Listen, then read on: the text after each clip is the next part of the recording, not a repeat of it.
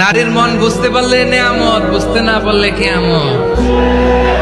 আপনি তাকে একটা মুচকি হাসি দিয়ে দেন, সে তার কলিজা দিয়ে দেয়। কিন্তু যদি আপনি তার মনে কষ্ট দেন, সে আপনার জীবনকে জাহান্নাম বানায়া দেয়।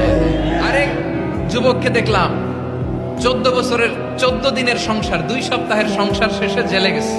কত যুবকের যে স্ত্রী চলে গিয়েছে ফ্যামিলি ছেড়ে, কারণ জানে না তো কবে আসবে, কি হবে, কেউ জানতো না।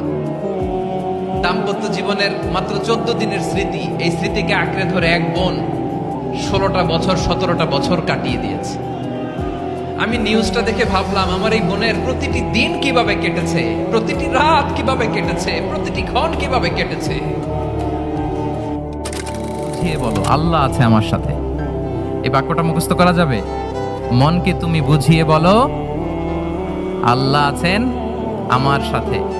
আপনার পুরো জীবনের সব কাজের সাথে যদি এই বাক্যটাকে মিলিয়ে ফেলতে পারেন, দেখবেন যে কোনো কিছুই আপনার ক্ষতি করতে পারতেছে না। এটাকে বলে গড সেন্ট্রিক মাইন্ডসেট। যেটা মানুষ ঘুমিয়ে ঘুমিয়ে দেখে স্বপ্ন, সেটা যেটা অর্জনের আকাঙ্ক্ষা মানুষের ঘুমাতে দেয় না। নিচু মনের মানুষ, এরা মানুষের দোষ নিয়ে কথা বলে। যারা মাঝারি ধরনের মানুষ, এরা এলাকার ঘটনা বিভিন্ন বিষয় নিয়ে কথা বলে। আর যারা বড় মনের মানুষ, এরা আইডিয়া নিয়ে কথা বলে। তারা তাদের আইডিয়াকে কাজে লাগিয়ে সমাজটারে পাল্টে দিতে চায়। কথা দিলে কথা রাখবেন, বন্ধুকে কথা দিলে কথা রাখুন, সন্তানকে কথা দিলে কথা রাখুন, স্ত্রীকে কথা দিলে কথা রাখুন। কিন্তু এই দেশে কেউ কথা রাখে না। এই লাগে, ওই লাগে, ব্যাংক ব্যালেন্স লাগে, ফ্ল্যাট লাগে, 10 লক্ষ টাকা মোহরানা লাগে, জিনা করতে কিচ্ছু লাগে না। তুমি আমি রাজি হইলে হয়ে যায়, ঠিক কি না?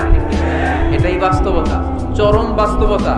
This is the real crisis of the young society of Bangladesh. এদেশের ইয়াং ছেলেরা এই ক্রাইসিসে আছে, ওদের কথা কেউ কইতে পারে না। এজন্য ওদের পক্ষ হয়ে আমি একটু বলি। বাবারা, ছেলের বাবারা, মেয়ের বাবারা, বিষয়টা একটু খেয়াল করবেন। আল্লাহ আমাদের সবাইকে কথাগুলো বুঝার, আমল করার তৌফিক দান করুন। অসুস্থ যখন হবেন, ওইখানেও আনন্দ করবেন, কারণ সামনে আরাম আসতেছে। সুবহানাল্লাহ পড়েন। মুমিনের হারাবার কিছু নাই, দুঃখ পাওয়ার কিছু নাই। মুমিন অসুস্থ হলে অসুস্থতার মাধ্যমে তার রোগের মাধ্যমে তার গুনাহ ঝরে যায়, সে আল্লাহর কাছে প্রিয় হয়ে ওঠে। যা কল্পনা করতে পারে সেটা মানুষ করে দেখাতে পারে। তুমি তোমার কল্পনার রাজ্যকে সাজাও, তোমাকে হারাতে পারে এমন কোন শক্তি আল্লাহর জমিনে নাই। তোমার কি শক্তি, কি সম্ভাবনা তুমি জানোই না মিয়া। কল্পনার শক্তিকে বড় করো। মানুষ যা কল্পনা করতে পারে, মানুষ তা করে দেখাতে পারে। মানুষের কাছে অসাধ্য কিছু নাই, মৃত্যু ছাড়া, এক্সেপ্ট ডেথ। মৃত্যু ছাড়া মানুষ সবকিছুকে জয় করতে পারে। মৃত্যু ছাড়া যে কোনো অসাধ্যকে সাধন করার ক্ষমতা মানুষকে দিয়ে দিয়েছে কে?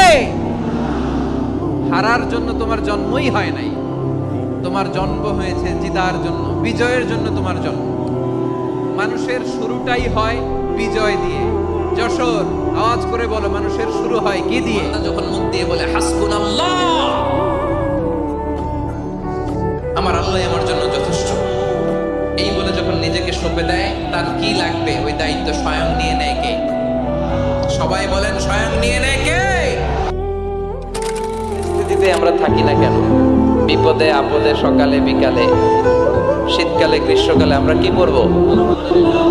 আলহামদুলিল্লাহ পড়বো। এর কারণ চাহিদার কোনো শেষ নাই। যার আছে যত বেশি, সে চায় তত বেশি। আরে ভুল তো সবাই করে, পাপ হইছে, আরে পাপ তো সবার আছে, আপনারা সবাই পাপী, সবাই পাপী। যত পাপ হোক, ভুল হোক, অন্যায় হোক, অনুতপ্ত হয়ে তওবা করে, ওযু করে, জায়নামাজটা বিছিয়ে সেজদা দিয়ে চোখের পানি ছাড়েন। চোখের বেয়ে পড়া পানি আল্লাহর কাছে যে কত প্রিয়। অনুতপ্ত বান্দার চোখের পানির ফোঁটা তার চোখ বেয়ে, নাকের ডগা বেয়ে জমিনে ড্রপ করার আগেই আল্লাহর ওই বান্দার সব গুনাহ মাফ করে দেয়। লোক আছে ভিতরে ভিতরে নিজের বড় মনে করে, বাইরে বলে না বা বলার সাহস পায় না, কিন্তু ভিতরে ভিতরে ভাবে আমি কোন হনুরে। কি বলে? আমি কোন?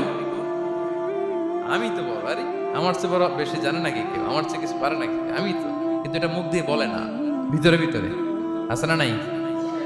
এদেরকে আরবিতে বলে মুখতাল। কি বলে? মুখতাল। আরেকজন ফখুর, সে শুধু ভিতরে না, এটা প্রকাশ্যে বলে বেড়ায়। এটা আরো ডেঞ্জারাস। ফখুর, সে আরো খারাপ। সে প্রকাশ্যে তার অহংকার প্রদর্শন করে, বলে বেড়ায় যে আমি বড়, আমি বড়, আমি বড়। এই আমি বড় কথাটাই সবচেয়ে ভয়ঙ্কর। আমি বড় কথাটাই সবচেয়ে ভয়ঙ্কর। নিজে যাকে বড় বলে বড় সে, লোকে যাকে বড় বলে বড় সে হয়। আমার প্রিয় পেনাঙ্গের ভাইয়েরা, নিজেকে বড় মনে করা এটা শয়তানের স্বভাব। কার স্বভাব? বিনয়ী হওয়া এটা নবীদের স্বভাব।